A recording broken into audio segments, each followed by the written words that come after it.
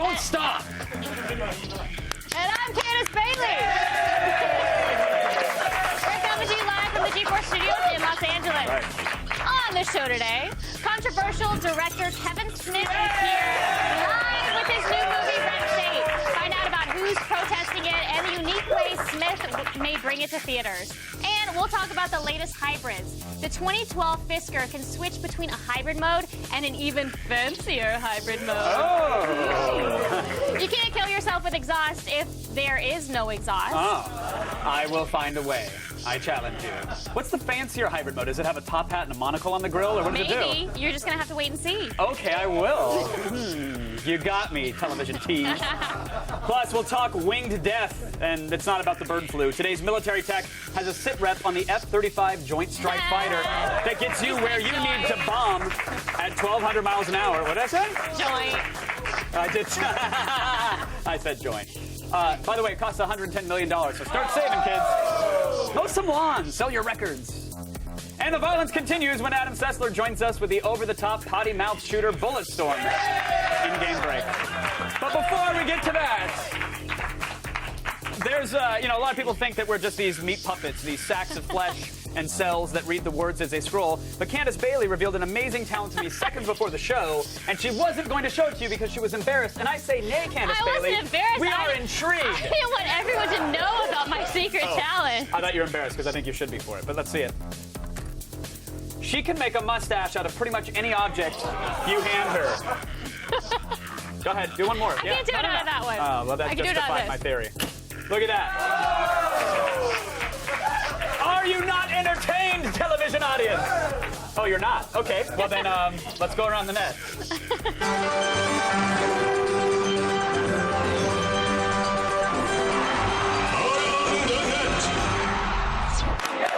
I just went out a limb for you and said you could make a mustache out of anything. I tried to do it before. Woo! Yeah! We have videos and whatnot. Today's number 5 item comes to us from the brave men and women in our armed forces. Not only do they risk their life and limb to protect democracy around the world, but they also have to face unprecedented and unforeseeable dangers. Yes. All 3 of those things. One of those dangers, potentially friendly fire from a 40-millimeter riot grenade. I'll give you a countdown, all right? I'll give you a countdown. 3. Lower it, lower it.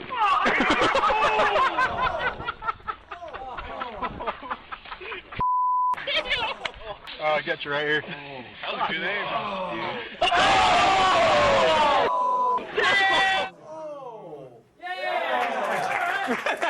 How do we react to? Okay, we'll clap. I like. You didn't see the part. Someone hands him a cigarette. I love that. That's like Army first aid. Like, here you go, buddy. Stem the bleeding. He got a Purple Heart for that. A Purple Heart? Yeah, not the medal, an actual bruised heart. Oh. Army strong! Yay! In a number 4 today, some hard-hitting journalism from the best source for fake news, the Onion News Network. Yeah, it seems DreamWorks CEO Jeffrey Katzenberg is being honored, but maybe not for the reasons that you'd actually expect. The Academy announced today that DreamWorks Animation Studios founder Jeffrey Katzenberg will receive a Lifetime Achievement Award for giving divorced dads something to do with their kids. A statement read, quote, Kung Fu Panda, Monsters vs. Aliens, and the Shrek films are just a few of the great DreamWorks movies that have enabled millions of out-of-touch fathers to spend time with their children without talking to them. Single dads across the nation are applauding the Academy's decision to honor Katzenberg. DreamWorks is great. When Kung Fu Panda 2 comes out, we're going to see it every weekend for a month. Sometimes Dad falls asleep, so I get to watch the movie twice. That's awesome. Wow, what did divorced dads do with their kids before DreamWorks? Oh, before DreamWorks, they would actually just build bunk beds in their studio apartments and then pretend not to cry when they found out about mom's new boyfriend, the tennis pro. It's mostly what they did, Okay. yeah. Today's number 3 is from the land where alcohol poisoning was invented, college. And, usually when a bunch of kids seeking higher education get together and they drink like Charlie Sheen, somebody gets cut and someone goes to jail. That's what happens. But it's a different story when the marching band throws a social mixer.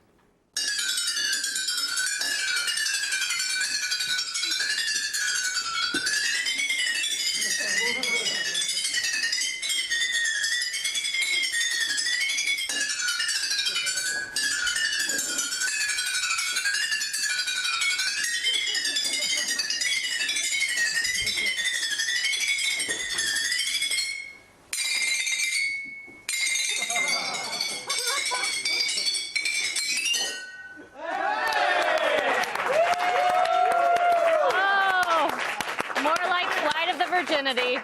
Oh, Flight of the Virginity? Really? No, look, I think you're pointing out that that rhymes with the actual song title. We're not saying that those college kids will see the inside of a body bag before they see the inside of a vagina. That's not what we're saying. We're not saying that at all, right? Nobody's saying We're just that. pointing out the rhyme. That was a red tube mating call. That's what that was. You hear it? Anybody, ladies flocking? Nope. All right. Party of one. One of the first things your father probably told you when you got your driver's license was check your timing belt. Yeah. After that, though, he probably told you that if you ever get the car stuck in something, don't just hit the gas to try to get unstuck. The drivers in today's number 2 item apparently never got that little talk, though.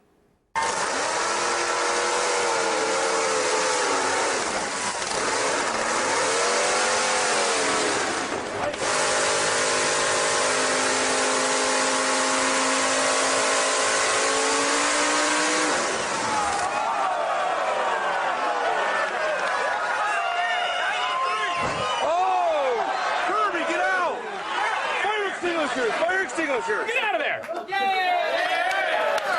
out of there, Shelly, or Brenda, or Jennifer. It ain't Whatever. broke until it blows the F up. Yeah. The tires might say white trash, but the Buick body says class. Still ahead, folks. Schwarzenegger is out of office and out of tune. The Last Act of Predator, the musical, is today's number 1. You ever blown up a car? Today's ATN featured a member of our armed forces receiving a one-gun salute. AOTS troops, we need to be briefed on this action. Tell us, what medal was this soldier awarded for this feat? Tweet us your responses at AOTS, #OMGROFLOL. If your response makes us honorably discharged with laughter, we will feature it on this Friday's show.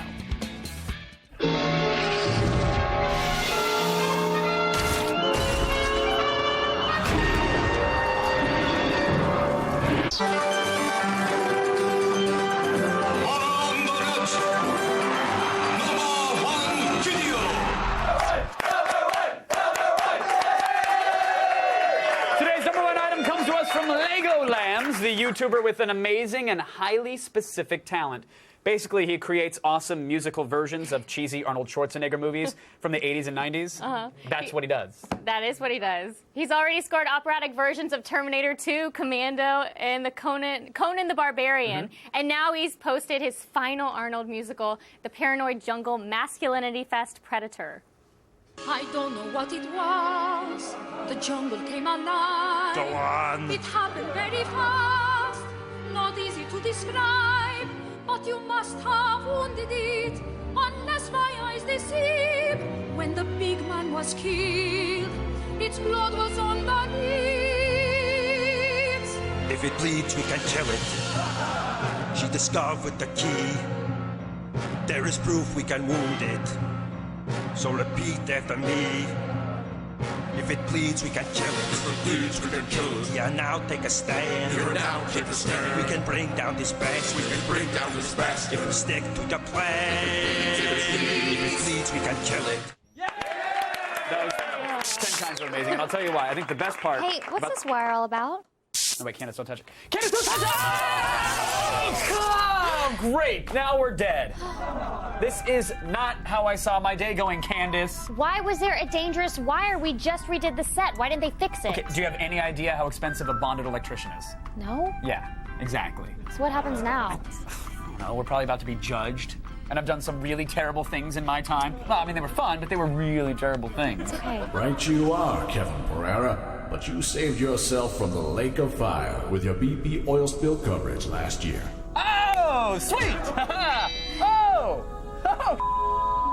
Halo! Candace Bailey, you're not so lucky. Oh! I think there's been some sort of mistake. What did I do to deserve this? More like, what didn't you do? Oh, snap! That was... Stop it, you are not helping anything. You just got burnt by God, or a bad Morgan Freeman impersonator. I don't know. Okay. Well, come on. Candace Bailey, you have been found guilty of failure to report online purchases on your tax returns. Oh, come on. Nobody does that. I can't believe you're going to hell for that. I've gotten away with so much worse. That's pretty sad. Hey, Kevin, I didn't tell you the other thing that she did. Tell me, what is it? 2 words. Yeah. Puppy mill. Oh. That. Wait, you ran a puppy mill? Biggest one west of the Mississippi. Candace? Everything I did was mostly legal, okay? And all those puppies you killed I recycled them. into puppy pulp. Well, what else would you need a puppy mill for? Oh, that is cold-blooded, Bailey. Tell me about it. But now, it's time to walk into the light. Walk into the light. Someone's sucking me away from the light. Thank God I was here to give you both mouth to mouth. Oh, what? Gross! Come on, man. You guys watch this prepackaged piece of content, I'll continue to massage their hearts. Stop pumping me. Can you please get your hand off my boob? You could say thank you. Gosh. Gross.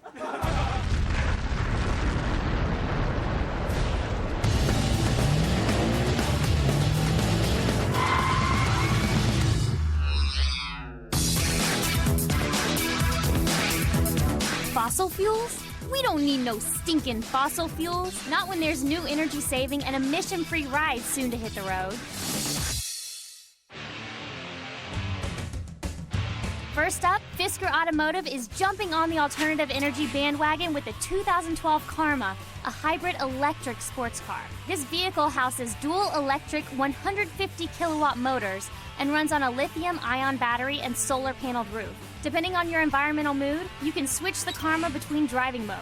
If you prefer good Karma, Stealth Mode outputs 255 electric horsepower and goes from 0 to 60 in 7.9 seconds with a top speed of 95 miles per hour. If you'd rather rack up Renegade points, then switching to Sport Mode uses the 400 horsepower combustion engine to boost the car from 0 to 60 in 6 seconds, while topping out at 125 miles per hour. If you can't decide which mode you'd prefer, you've got time. The Fisker Karma won't be available until 2012 with a starting price of $100,000.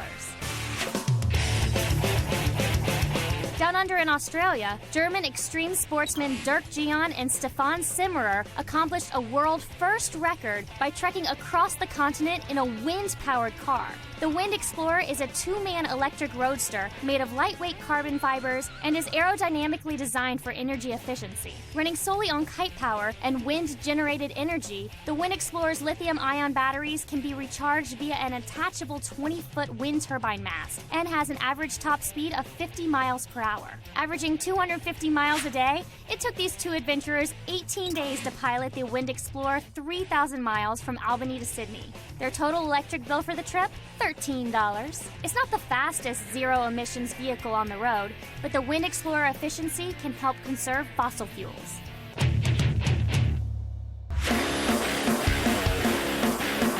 Not to be outdone, BMW is going green with a new series of electric cars known as the BMW i. There are 2 conceptual electric models rolling out. First is the BMW i3, a mega-city vehicle designed for urban mobility, and the BMW i8, a sport vehicle hybrid built for speed and endurance. Both cars will have an aluminum chassis, aerodynamic carbon fiber body, and electric motors capable of generating over 100 kilowatts of power and over 12,000 RPMs. The BMW i models will hit the show floor in 2013. There's no price yet for these cars, but when it comes to BMWs, you didn't think that luxury and design would be cheap, did you?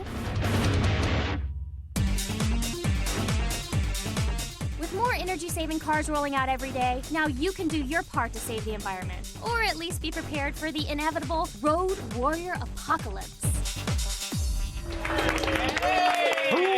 Still ahead, Adam Sessler is here with Bulletstorm, the super violent new first-person shooter from Epic Games in Game Break. And not coincidentally, today's viewer poll presented by AT&T is, do you replay games to get all the achievements? Yes or no? Log on to G4TV.com to vote now, and we'll have the results later on in the show. Stick around, everybody. Kevin Smith will be here live to talk about his new film, Red State. And we. Yesterday on our show, we gave away an HBO Blu-ray and DVD prize pack including True Blood Seasons 1 and 2, courtesy of HBO Home Entertainment. And the winner is Edgar C. of El Paso, Texas. Congratulations!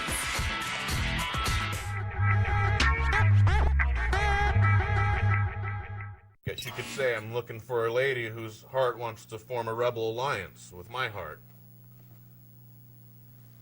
Galactic Encounters.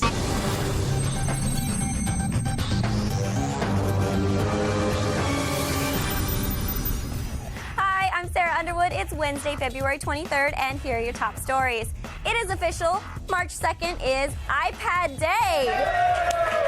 Apple has confirmed that they'll be hosting an event in San Francisco in a week to show off the next version of the iPad. While there's no indication of when the next Jesus tablet will hit shelves, reports are still circulating that Apple is having production issues that will either delay the release or significantly reduce initial inventory. But, did I say douche? I think I did. It's okay. But no matter what, we'll have the latest on the newest iPad when it's announced next week. Douche, yeah. Calling all Trekkies, we have good news from the Starfleet. CBS has announced that come this April, they'll be opening their classic TV catalog to Netflix Instant. Yes! That includes the original Star Trek, Hawaii Five-0, Cheers, plus Twin Peaks, and The Twilight Zone. Of course, this doesn't mean walking all the way to your Xbox and switching discs is a thing of the past. CBS is only featuring select episodes and not the full season. But it is a bold step to where they have never gone before. Like that. We've long feared how cell phones are eating away at our brains. But now a group of researchers are saying cell phones do quite the opposite. A government-funded study recently found that the radiation that comes from a cell phone while a call is in progress actually increases brain cell activity. Apparently, the radiation makes nearby brain tissue use 7% more energy. But don't start sleeping with your iPhone under your pillow just yet, because the researchers have admitted that they have no idea what this means. And there's no guarantee that the increase in activity is a good thing. So just, I don't know, keep doing what you're doing until they figure it out. I don't know. And finally, Mark Zuckerberg, punk, genius, billionaire, and now comic book hero. The first issue of Blue Water Comics' unauthorized bio of Mark Zuckerberg comic hit stores today. While the Zuck doesn't don tights or a cape, the writer said he tried his best to be fair with the controversial figure in telling the story of his rapid rise to fame and fortune. So if you're groaning because you've already seen this story in The Social Network, you'll be elated to hear that the comic's already been optioned for an animated film. Yeah, so this isn't the last you've seen of the Zuck. I'm Sarah Underwood. You've just been fed. And now back to Candace. Thanks, Sarah. There are a bunch of new and exciting ways to rain down death from above. It's time for military tech.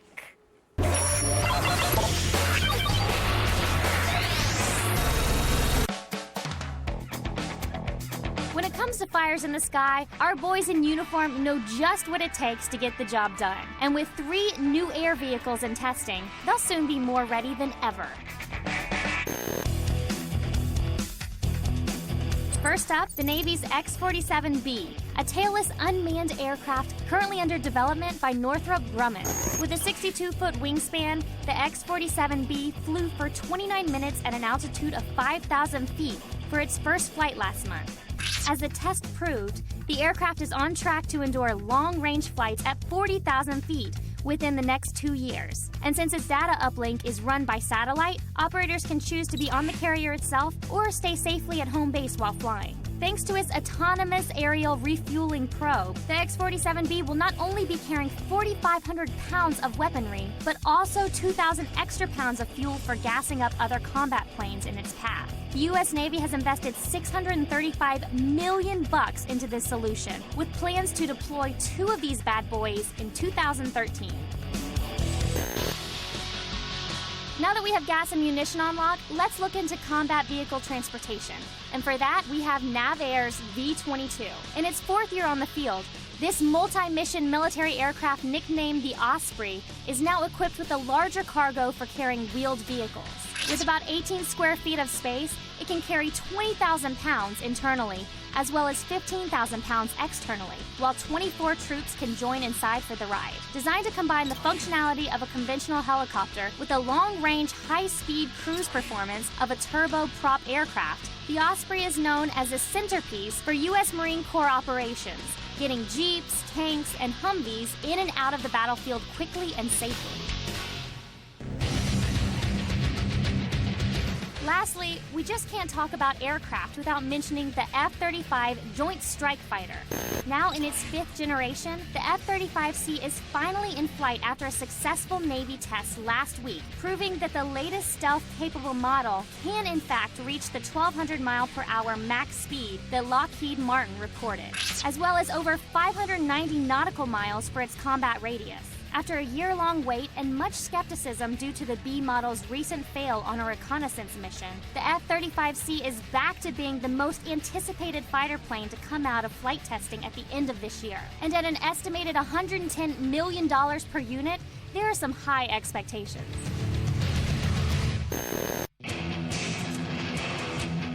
So whether it's refueling, transporting, or just flying at record speeds, it looks like 2011 is the year when the U.S. military's tactical aviation fleet really starts to take shape. And that's the latest in military tech.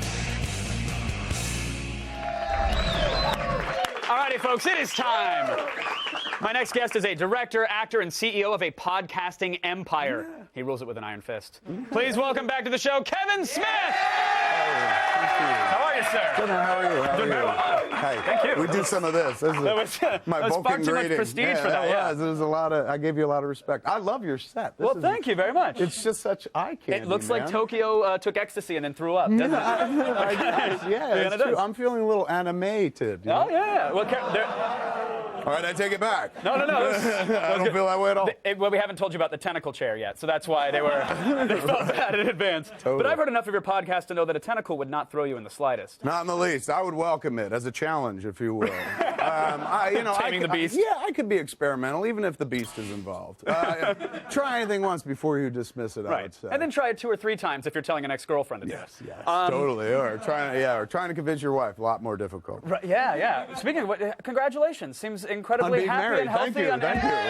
No, really. Like it's good that it's going nice. that way. People, you always take it weird as a fat person because it feels like people are like, good for you. Someone will sleep with you. How nice for you and your fat family. But it's been good. It's been 12 years. Her and I started doing a podcast because that's all I do. Because you're trying to do a podcast with every single person in the world. That I know. Yeah. That would be the idea, the dream, if I could. And we started one a couple weeks ago, and it's taken off pretty well. It's called Plus One, where we just kind of sit around and of all the shows that I'm on Smodcast.com, that one is kind of the closest to me because she doesn't let me really fool around. Like, she's the one that just curses all the time and calls me on my stuff. And like everyone else can be impressed by the things I've done. She's not. She doesn't like my movie. She's like a critic. She really is. I did marry her. She's from the media. She didn't, she interviewed me. She wasn't a critic, but she was part of the media. And my God, she does come across like one. Like, I think I gravitated towards somebody who wasn't a fan, like somebody who I'd always have to. But you trust to get that honest opinion as well. Yeah. Oh, where her honest opinion is, Kevin, you suck at this job. Like you're no good at this. Is that weird that she's like a Rotten Tomatoes that you want to put it in so you can't get mad at her? Yes, totally.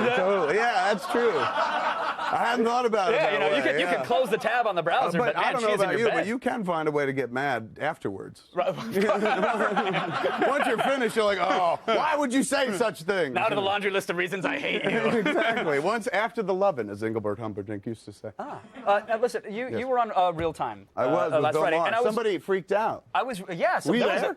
No, I wasn't there. I mean, I was there in spirit. I was at home. I felt you there in the room. Too stoned to realize what was going on, but I knew someone was yelling. It was weird.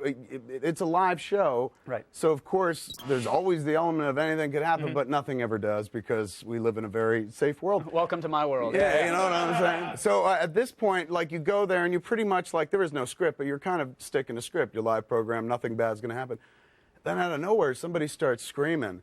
And it's unnerving. It kind of does, like, oh my God, we are live. Like, was he quoting Mallrats, or was he? I wish. I would have been like, fly! But it wasn't. And at first he was yelling, and I was like, this is one of those anti-cop-out people. But it wasn't even that. It was a guy going... Wait, is there a contingent? There's a bunch, yeah. They're like the truthers. They stand up, they're like, it was your worst! You can't deny it was bad! Is there a cop-out loose change edition where someone's gone through frame by frame? They're like, this proves beyond a shadow of a doubt Smith did it for the money. So I didn't know if it was something like... I didn't think it was aimed at me. I don't have that much ego. But I did think... If somebody stands up and starts yelling in a public space, usually the next thing is like click, ba-boom. So I was just like, where do I run? And I knew there was no place really to run. And so I figured, all right, let's just play the ball where it lays. And you wait for something to happen, because this is like Bill Maher's show, and I'm like not going to be the guy that goes for the joke, because whoever makes the first joke wins. Right. Because everybody is like, they're all yeah. So I'm like, I'm sitting there going like, I wanted to say it the moment the dude spoke, but I'm like, I can't. This is Bill's show. You could have grabbed So him and human shielded him. Like that I was could've. yours to run with. But I was waiting for him to go for the joke, and he didn't. And finally, I was just like, "Shut up, Dad!" You know, and everybody was like, "Ah." So that was a nice little tension breaker, but it was strange. It was a real time. It was absolutely real moment. I wanted to get your opinions on the world at large, though, but we'll hold off because we're going to take a commercial break. When we come back, we'll talk Red State. Yes. We'll talk a crazy, huge announcement that you want to make. Yeah, we'll talk very the world crazy. tour. We'll talk groupie dominance. Yeah. We'll talk fleshlights. Yeah. We got it all. More Kevin Smith coming up after this.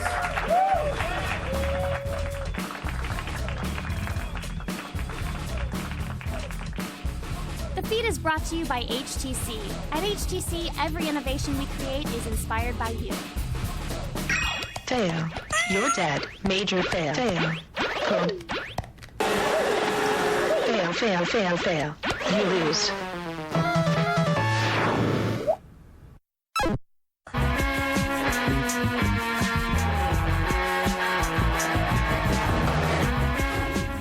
Boys finish your beers yet? Yeah, I'm working on it. Takes me a few beers to work up to the sex. So get drinking, 'cause I ain't drinking alone. And I don't let no man in me unless he's got at least 2 beers in. Makes sense.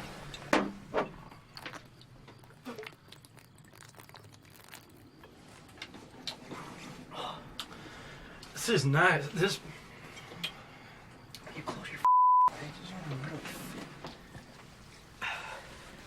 It's like a shag. So how's about you head back into the bedroom, start stripping down so we can get this thing started? And then cue the Jello shotgun on the face shot, right? Absolutely. There's a lot of Jello. There's no putting shotgun in this film. That was a clip from Red State. Right. Welcome back, by the way, Kevin Smith, everybody. I take for granted. I figure the audience knows. Yeah, totally. They were like, "Who's that? He's a seat filler. He shouldn't be up there." Red State, not a traditional Kevin Smith film by any stretch of the No, imagination. I mean, even when you watch that clip, it just doesn't. It looks better than a Kevin Smith movie, and that actually it does. I don't know how else to explain it. That lives in the section of the movie that is closest to everything else that I've done, because it starts off kind of like teenagers going to get laid, and then quickly takes a weird right turn, and then quickly takes another weird left turn, but not back into the unfamiliar. And while we were shooting the flick, people would be standing next to me because I'd cut it while we were shooting, and so they can see the whole thing. They'd watch the footage and they'd be like, "Wow, it's," and they couldn't say it. And finally, I'd be like, "It doesn't look like one of my movies." Like, "Yes, that's it." I don't know how else to say it, but are you sure you directed this? Was that like a goal for you when you set out to do this? I think so. For years, people were like, "You suck as a director," and it starts to sink in, and you start to try to get better at your craft. Like, it took Mom, me Dad, 10 years. come on. Yeah, a little respect. I'm like, first you tell me my wiener's small, and then you tell me I'm a bad director. This is why I'm moving out, Mom. But for me, you kind of start to look at yourself and go, like, all right, well, here I am. I got into the line of film where I was strong suit was writing, dialogue, all the characters talking. Absolutely. And right away, like, all the reviews are just like, doesn't matter that it looks terrible, like, this is great, the content's great. And from day one, I was like, content, that's all that matters. Like, doesn't matter what it looks like. And then you get older, you're doing it long enough that suddenly you're like, maybe I'll pay attention a little more to craft. Let's take the lens cap off on this one. Let's see how that looks. Let's try that. Totally. Be adventurous. Just to kind of be Spielbergian, if you will. But I know you mentioned like that clip out of context. It's about these kids trying to get laid. That's it. The movie is not about preteen sexual anxiety. This is about crazy religious sex and sex, not like sex. No, S-E-C-T-S. Yeah, exactly. Yeah, the ones you want to stay away from. No holes from. in sheets here. Yeah, no safe sex. It so paints a picture of these groups that is so gripping and I would dare to assume realistic. I've never been behind those doors. Right. Were you at all afraid, or are you at all afraid of any backlash coming out from these groups? No, because there's only really like one group, and it's kind of the Westboro Baptist Church, who everybody knows is the God hates fags people. And they hate God hates everything according to these cats. But he went after the gay people. If he hated first. poster boards and markers, they'd be really screwed. Yeah, That's really... because how could they possibly protest? And they were the leap-off point. I was like, wow, wouldn't it be weird if a family like this, extremely religious fundamentalists, holding up signs at funerals, didn't have a funeral to hold up a sign at? Would you have to create a body to hold the sign? And so suddenly I was like, ooh, a horror movie. This could be a cool kind of horror movie. And I'm not known for doing that. So I was already leaping out of the familiar terrain of comedy. And at that point, I was like, since I'm already out of my depth, let me just go for broke. Let me try to do a Quentin Tarantino movie by way of the Coen brothers. And at that point, you don't want it to look anything like a Kevin Smith movie so that people could kind of get lost in it. And you're not worried about the backlash, though? Any protesters? No, like that? I'm sorry. I got lost in my own thoughts. No, like, I'm pretty brilliant. No, I got lost in telling that story completely. No, I'm not worried about the Phelpses, who are the leap-off point for the flick. A small family church out in Kansas. They're sort of become our marketing partners on the movie. They announced that they were going to picket us up at Sundance because they picket funerals and they picket. I guess predominantly funerals. They picketed me once at a live gig, but I was inside. I didn't see it. They announced they were going to come picket the movie and came up to Sundance to do just that. But when they travel, they don't travel in large groups. There's only 4 of them, and they hold signs that really slap you across the face. Right. But they're not that intimidating. But this is also a group that the conservatives are kind of like, we don't adhere to their we're not going to associate with that. Exactly. So figure they're safe to hate on either side of the spectrum. Exactly. I think it's like if you were like, I'm going to make a villain of Darth Vader, and they're like, well, that's already been done. And I was like, no, it hasn't. You tried to ignore that it already happened. Kind of like that. Like they come across as almost comically evil, as if like Darth Vader and Lord Voldemort had sex and had a butt baby, because they're just so cartoonishly evil. Right. So it's over the top. Yeah. I wasn't afraid of that. All right. Still we're running out of time very quickly, but you announced on Twitter that you wanted to make an announcement on this show. I did. I put up a tag on Twitter. You had a graphic that said "Yes, sir." Yes, but it had like little points, little dots. So I'm assuming an acronym. It is. Okay. It is. Let's unravel this mystery. I feel like I'm the Dark Knight viral campaign.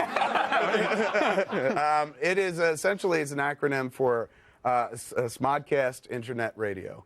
And as of May 7th, we launched streaming radio online at smodcast.com.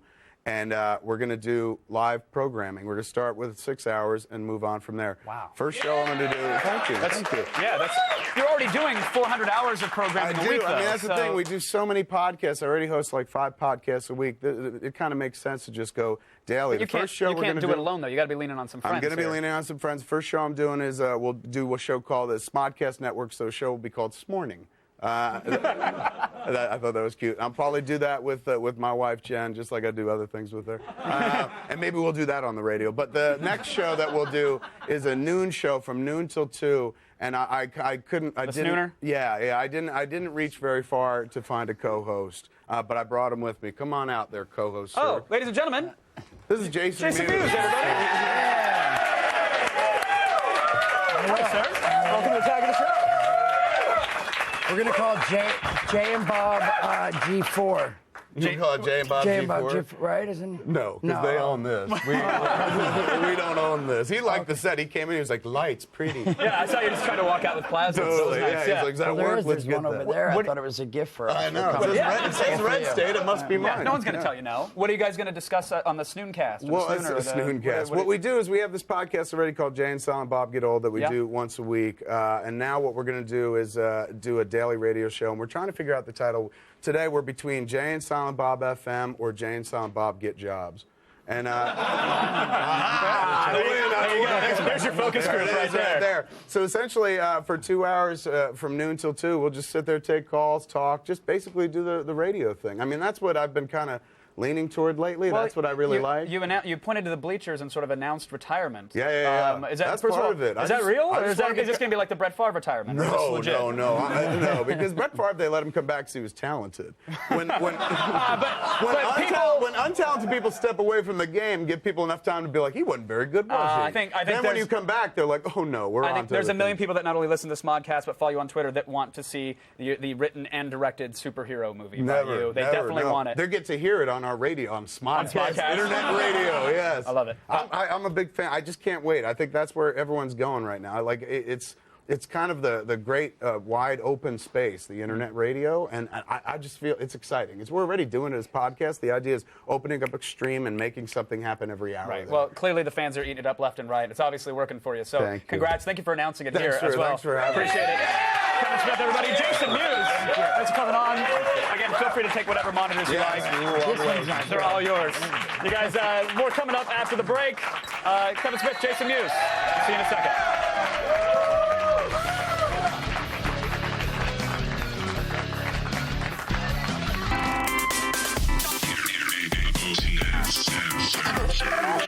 And now, a hot chick catches a baseball.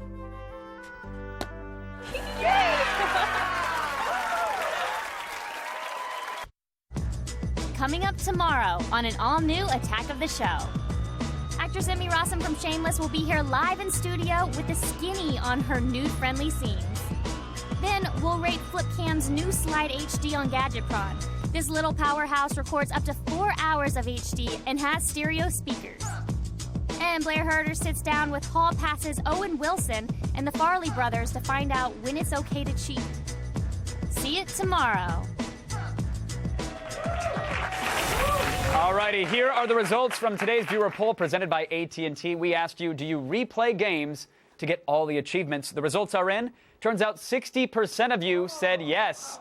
You live in Groundhog Day and replay games. That is nice. I have something in common with 40% of you. Here are some more stats, actually. There's an 80% chance of bullet storms in today's game break.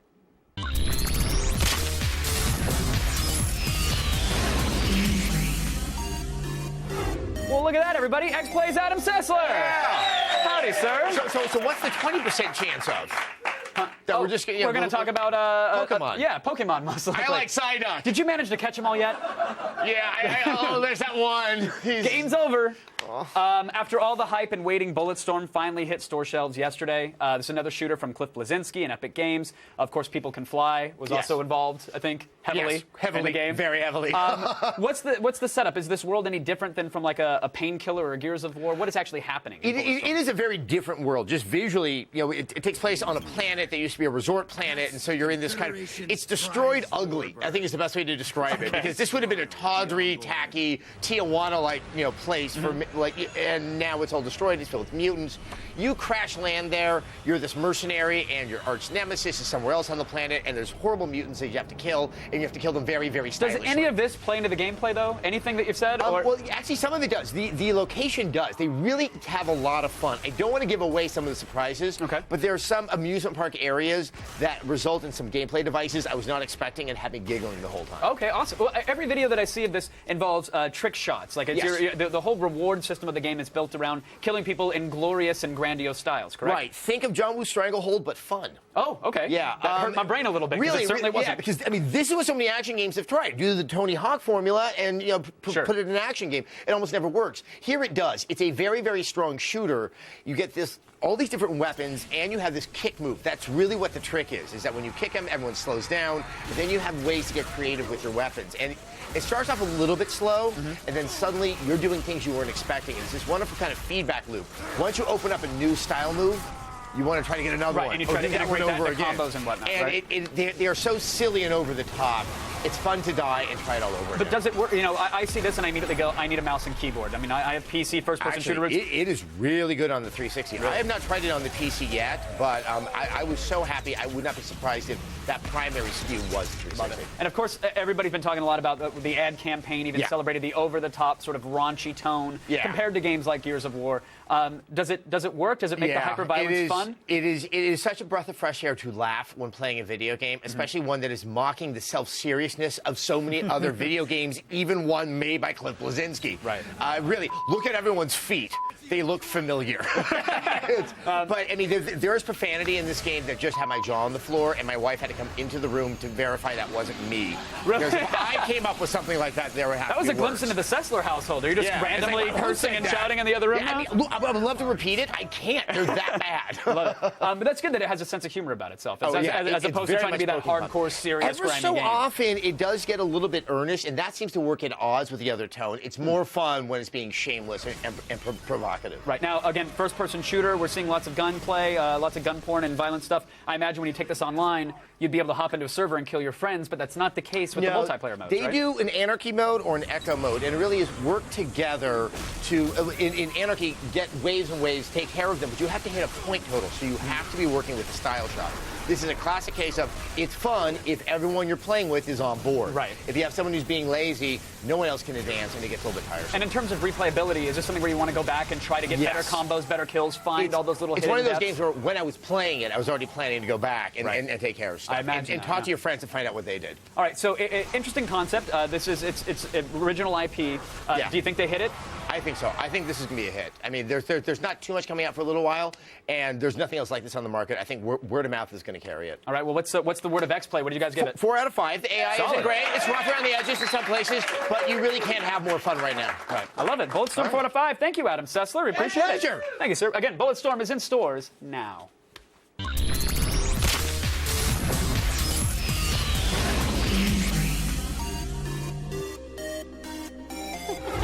Okay, now, earlier in the show, I pointed out that Candace was good at making mustaches out of anything, and so we were grabbing some stuff from behind our little podium there. But we actually have a lot more stuff, and we have 23 seconds on the clock. This is the stuff we come up with during commercials. So here we go. Just start grabbing, and do we have 23 seconds? Go for it. Go, Candace. Okay, little Pez stash. Oh, no. Failed on the Pez. That's down one. That's stupid. Now, Expo, that is, yep. All right, we got 4. We got one. We got one. Do you have a voice that goes with that? No. No? How about like a hello or a... Okay, no? Okay. This is... All right, fantastic. This is, and I don't know if anybody was keeping score. That's like 25. That was, okay, she got 25 mustaches. Congratulations. That's lady math. Many thanks to Jason Mewes and to Kevin Smith. You guys can head over to coopersdell.com for info on when and where you can see his new movie, Red State. Again, it's a radical departure for him, so it'd be interesting to see what you think. Thanks, of course, Adam Sessler for being here as well. Thanks to Sarah Underwood. And thanks to the master of the mustache. Oh, that's me. Candace Bailey. Yeah. You want to try... Good night. you want to do a little cat stash?